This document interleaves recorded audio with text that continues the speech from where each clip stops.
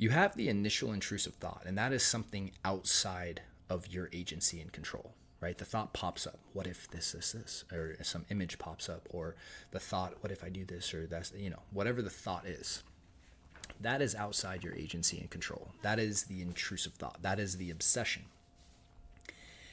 Everything you do after that is the compulsion.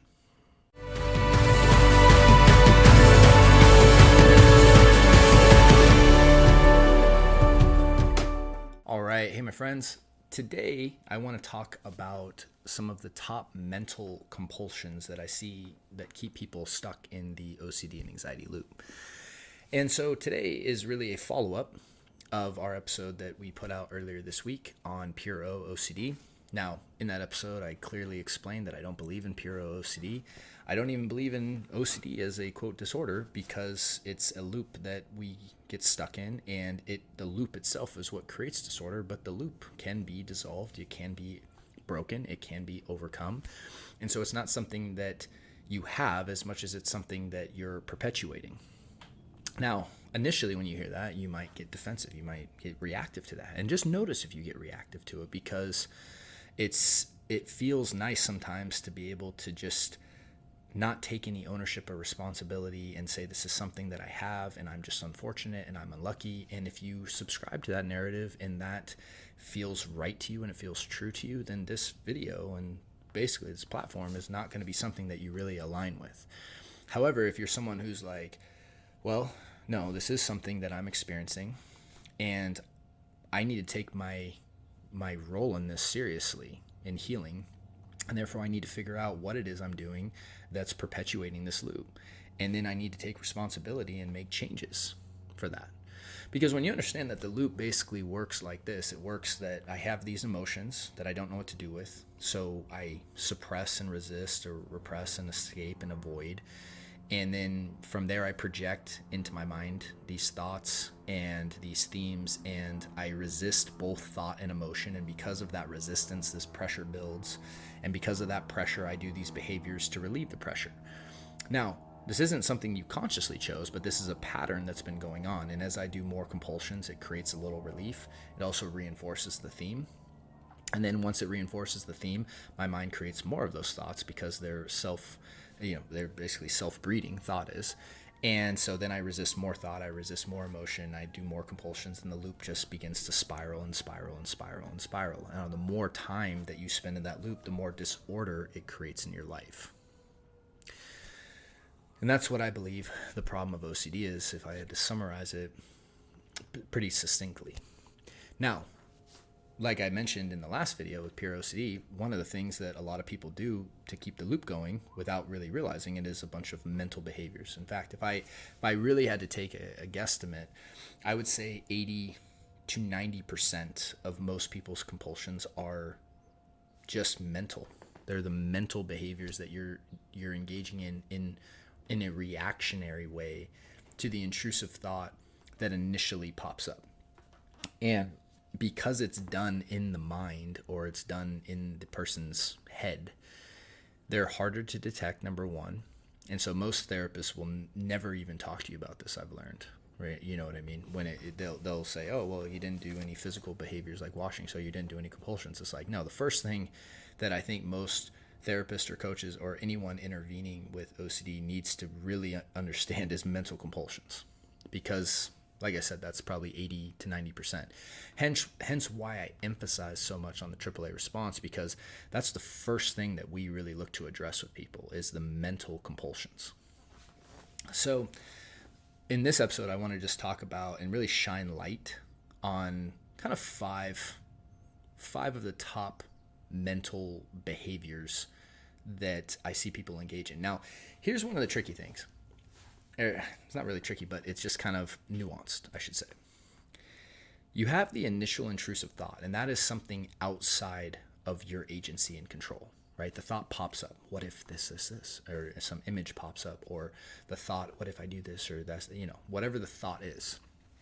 That is outside your agency and control. That is the intrusive thought. That is the obsession.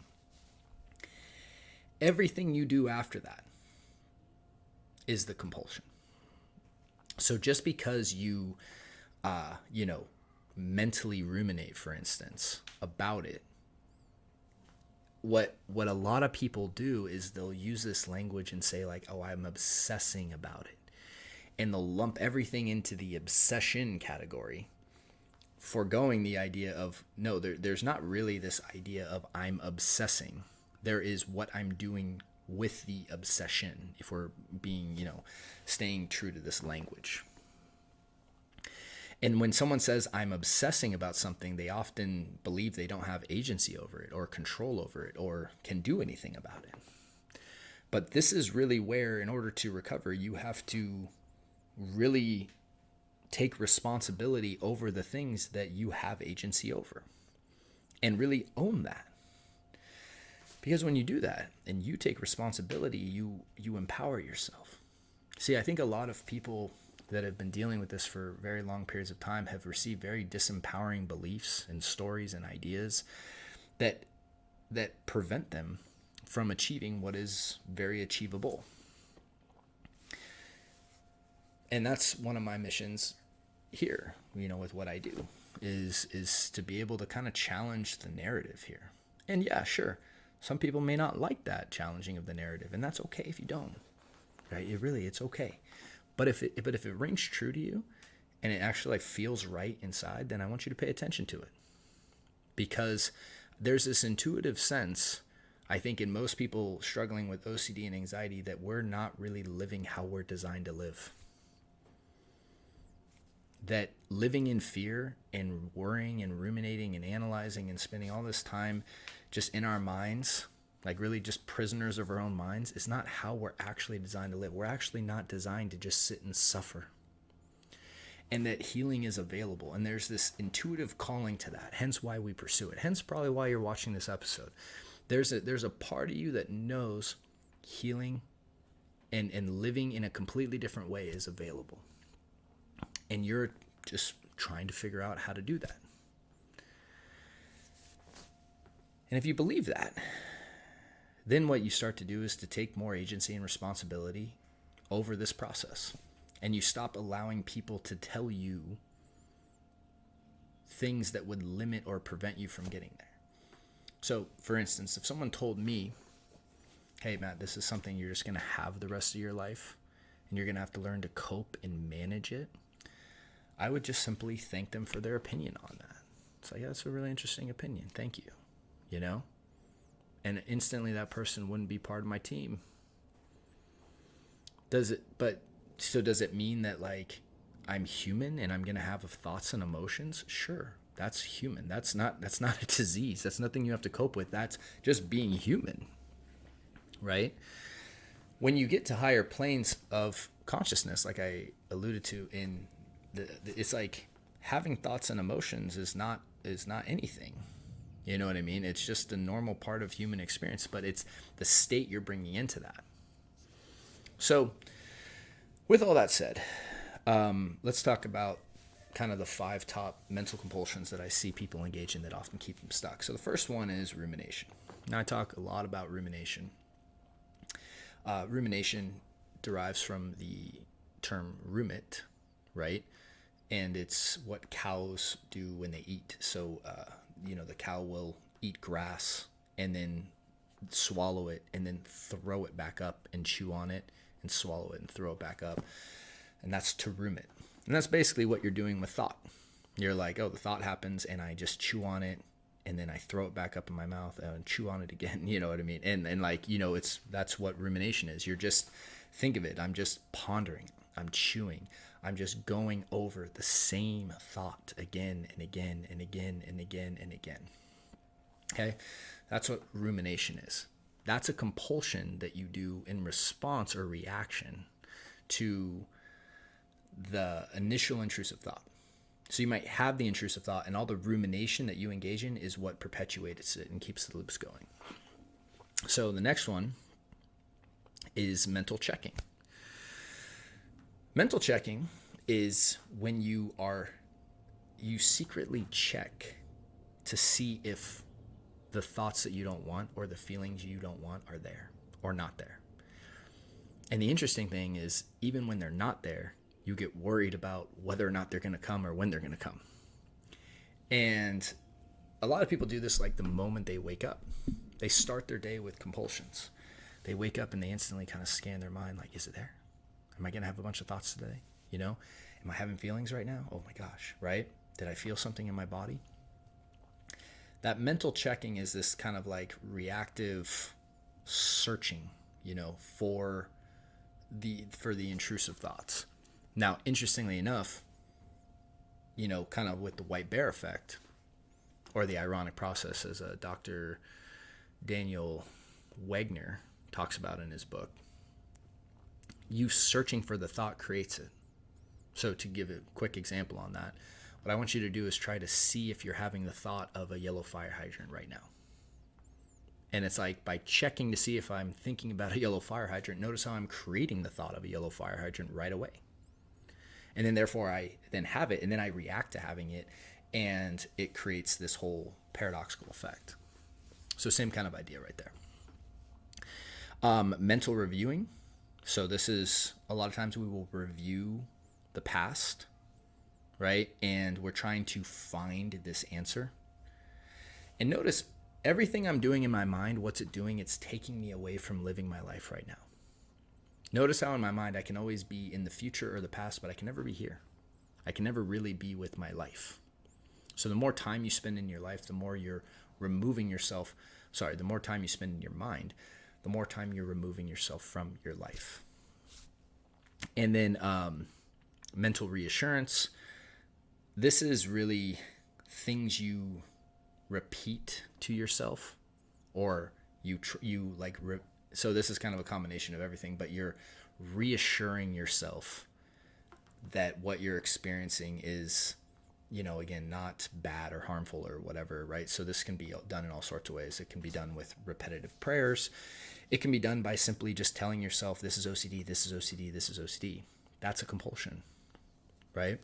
Even though it might be true, you're using it compulsively. So one of the things that is challenging, and this is why I believe so much in having guidance on this and not trying to just do this all yourself, is because a lot of the things that people do, even if it's quote unquote correct, or they're saying things that are true, they're done from the wrong intention and therefore become compulsions. For instance, I know that people use my videos and podcast episodes as compulsions. They will just listen to the same one again and again and again when they get anxious. I still make them because I believe the benefit of getting this information to people outweighs the fact that some people will use it inappropriately. But I know that people do it because I've talked to them and they've told me, you know, and it's not that I want them to. It's just that you have to understand that anything can become compulsive, and it's about not what you're doing, but the intentionality of it. And then finally, it's just any kind of mental neutralization, right? So this goes into thought suppression, thought blocking, and then thought replacement primarily. So like I try to get rid of that, replace it with that, do this here, right? All those things are all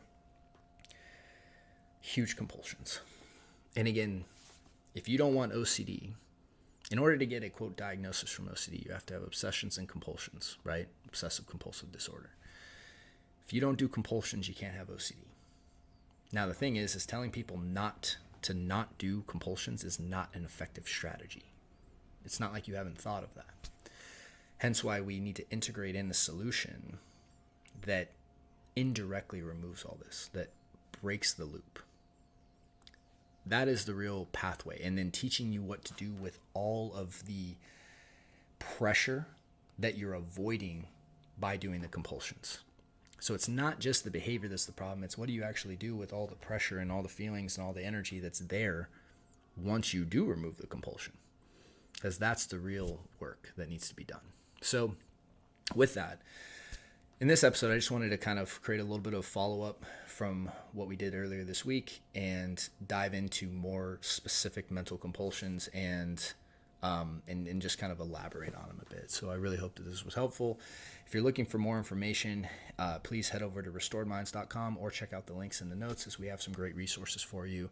And with that, look forward to seeing you on the next episode. Talk soon. Hey there, this is Matt Codde, and I just want to say thank you for taking the time to watch that episode. And if you found it helpful, we have some other episodes available for you as well that we've linked here.